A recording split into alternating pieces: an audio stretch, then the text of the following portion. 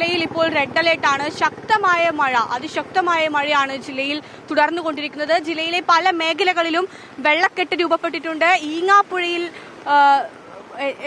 ഈങ്ങാപ്പുഴയിൽ വെള്ളം കയറിയിട്ടുണ്ട്. ഒപ്പം തന്നെ ഒരു വീടിന്റെ മതിൽ ഇടിഞ്ഞു പോയിട്ട് കോഴിക്കോട് പുതുപ്പാടിയിലാണ് വീടിന്റെ ചുറ്റുമതിൽ തകർന്ന് അത് മറ്റൊരു വീടിനെ ഒരു അപകട ഭീഷണിയായി. മറ്റൊരു വീടിന്റെ തൊട്ടടുത്ത വീടിന്റെ മതിൽ ചുമരിലേക്കാണ് ഈ ഒരു മതിൽ ഇടിഞ്ഞു വീണിരിക്കുന്നത്.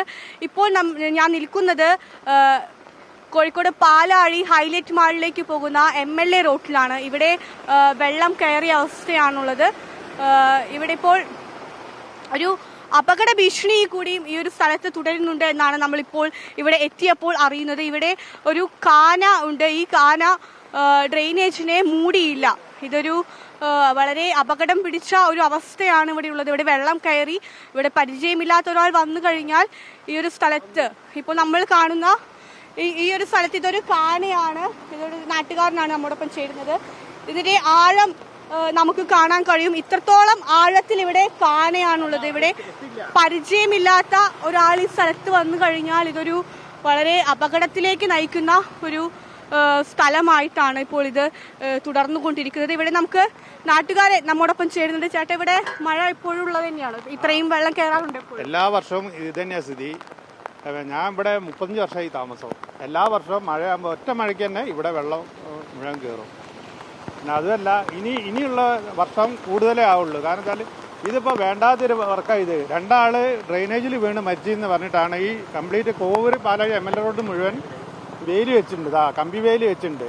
അതുകൊണ്ട് എന്താ വെച്ചാൽ ഒരു മിഷനറി കൊണ്ടുവന്നിട്ട് ഇതൊന്ന് ഡ്രെയിനേജ് എല്ലാ വർഷവും ക്ലീൻ ചെയ്യലുണ്ട്, പഞ്ചായത്തും കോർപ്പറേഷനും. പക്ഷേ ഇനി ഇത് ക്ലീൻ ചെയ്യാൻ കഴിയില്ല. നിങ്ങൾ കണ്ടില്ലതാ, ഈ മുഴുവൻ കോവൂര് വരെ ഇതേമാതിരി ഓട മുട്ടിച്ചും കൊണ്ട് വേലി കെട്ടിയിട്ടുണ്ട്. അതുകൊണ്ട് ഇനിയുള്ള വർഷം പിന്നെ വെള്ളം കൂടുതലുള്ളൂ, കുറയില്ല. അതുകൊണ്ട് ഞങ്ങളൊക്കെ ഇവിടുന്ന് എങ്ങനെയാണ് ജീവിക്കുന്നതെന്ന് ഇപ്പം അറിയില്ല. വെള്ളം വന്നാൽ കുട്ടികളൊക്കെ ആയിട്ട് എവിടെയെങ്കിലും പോയി താമസിക്കണം. അതേ ജിൽസി, ഇവിടെ ഒരു അപകട ഭീഷണി തുടർന്നുകൊണ്ടിരിക്കുകയാണ്. ഒപ്പം ജില്ലയിൽ ഇന്ന് സ്കൂളുകൾക്ക്, എല്ലാ വിദ്യാഭ്യാസ സ്ഥാപനങ്ങൾക്കും കളക്ടർ അവധി പ്രഖ്യാപിച്ചിട്ടുണ്ട്. ഒപ്പം തന്നെ എന്നാൽ പരീക്ഷകൾക്ക് നേരത്തെ നിശ്ചയിച്ച PSC പരീക്ഷകൾ, മറ്റു യൂണിവേഴ്സിറ്റി പരീക്ഷകൾക്കൊന്നും മാറ്റമില്ല. എന്നാൽ വിദ്യാഭ്യാസ സ്ഥാപനങ്ങൾക്ക് ഇന്ന് രാവിലെയാണ് കളക്ടർ അവധി പ്രഖ്യാപിച്ചത്. ജില്ലയിലെ റെഡ് അലേർട്ട് തുടരുകയാണ്. ഒപ്പം ഇന്ന് മലബാർ റിവർ ഫെസ്റ്റ് നമുക്ക് ഇരവഞ്ഞിപ്പുഴയിൽ നടക്കുന്നുണ്ട്. തുഷാരഗിരി ഭാഗത്തായി നടക്കുന്ന മലബാർ റിവർ ഫെസ്റ്റിലും ഇപ്പോൾ റെഡ് അലേർട്ട് തുടരുന്നതിനാൽ തന്നെ അത് ഇന്ന് 10 മണിക്ക് തുടങ്ങാൻ വെച്ചിരുന്ന റിവർ ഫെസ്റ്റ് ഇന്ന് വൈകാനായിട്ട്, നിലവിൽ അത് മാറ്റിവെച്ചിട്ടില്ല, എന്നാൽ വൈകി തുടരാനാണ് സാധ്യത. ചിലപ്പോൾ മാറ്റിയേക്കാം എന്ന വിവരമാണ് ഇപ്പോൾ ലഭിക്കുന്നത്. അവിടെ ഇരവഞ്ഞിപ്പുഴ കവിഞ്ഞ് ഒഴുകുകയാണ്. ഇപ്പോൾ നിലവിൽ പുഴയിലെ ജലനിരപ്പ് ഉയർന്നിരിക്കുകയാണ്.